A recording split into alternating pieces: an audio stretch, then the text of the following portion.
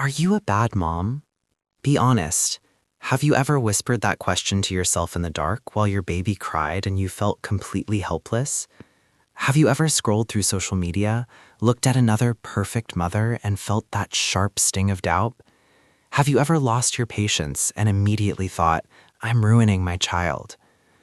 The fear of messing up your baby is one of the deepest fears a mother can carry, and the world doesn't make it easier. Everyone has advice, everyone has opinions, everyone seems to know what you should be doing differently. But here's the uncomfortable truth. You are not ruining your baby because you are imperfect. You are not a bad mom because you feel overwhelmed. You are not damaging your child because you get tired, frustrated, or unsure. However, there are subtle patterns that over time can shape your baby's emotional development in ways you may not realize. Not because you're bad, but because no one taught you what truly matters. If you respond to every cry with panic instead of calm, your baby feels that energy. Babies cannot understand words yet, but they read nervous systems perfectly. When you move in anxiety, rush, fear, or constant tension, their bodies learn that the world is urgent and unsafe. What they need most is not instant perfection, it is regulated presence. If you eliminate every tiny frustration from their life, you may think you are protecting them. You grabbed a toy before they struggle. You fix the puzzle before they try. You distract at the first sign of discomfort. But small, manageable frustration is how the brain builds resilience. It is how problem-solving skills develop. It is how confidence forms.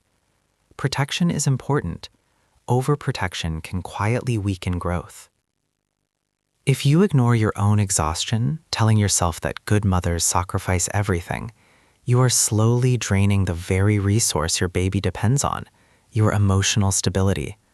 Chronic burnout does not create secure attachment. Emotional availability does. A mother who never rests becomes reactive, not responsive. Taking care of yourself is not selfish. It is neurological maintenance for both of you. If your baby is constantly surrounded by stimulation, flashing toys, nonstop music, screens, structured activities, but rarely experiences slow eye contact, quiet cuddles, or simple presence, something essential is missing. The brain does not grow strongest from stimulation alone.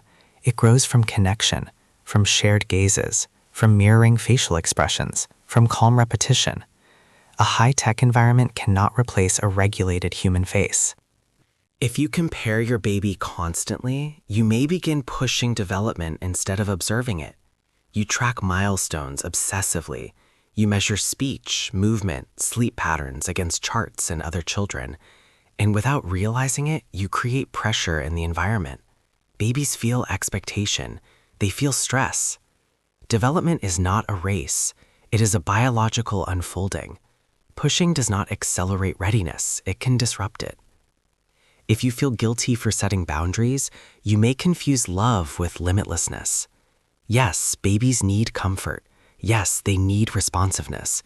But as they grow, they also need predictable structure, safe routines, clear limits, a calm no when something is unsafe. Boundaries do not break attachment, they build security.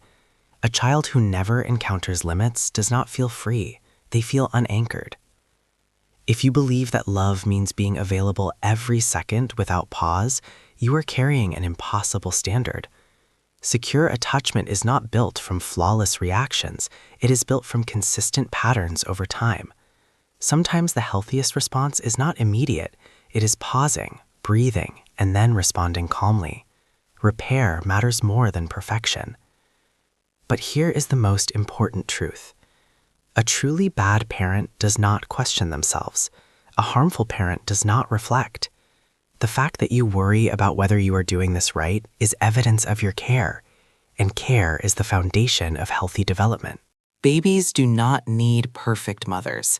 They need emotionally present ones. They need warmth, touch, eye contact, predictable rhythms, and safety. They need someone willing to learn, adjust, and repair. You will lose patience sometimes. You will misunderstand a cry. You will feel overwhelmed. You will doubt yourself. None of these moments define your child's future. Development is shaped by repeated patterns of connection, not isolated mistakes. What truly spoils a baby is not love. You cannot love a baby too much. You cannot hold them too often. You cannot comfort them too deeply in infancy.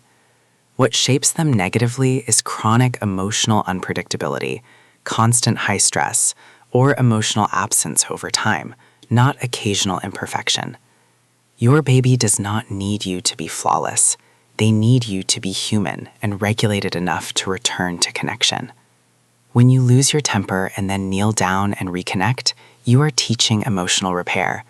When you feel exhausted and ask for help, you are modeling strength. When you adjust your approach after learning something new, you are showing growth. A truly bad parent does not question themselves. A harmful parent does not reflect. The fact that you worry about whether you are doing this right is evidence of your care, and care is the foundation of healthy development. Motherhood is not about avoiding mistakes. It is about staying aware. So if tonight you find yourself staring at the ceiling, wondering whether you are enough, if you replay the day in your mind, analyzing every moment, if you fear you are somehow spoiling or ruining your baby, pause. Look at the evidence. Are you trying? Are you learning? Are you loving? Are you showing up again and again, even when it's hard? Then you are not a bad mom. You are a growing one. And that is exactly what your baby needs.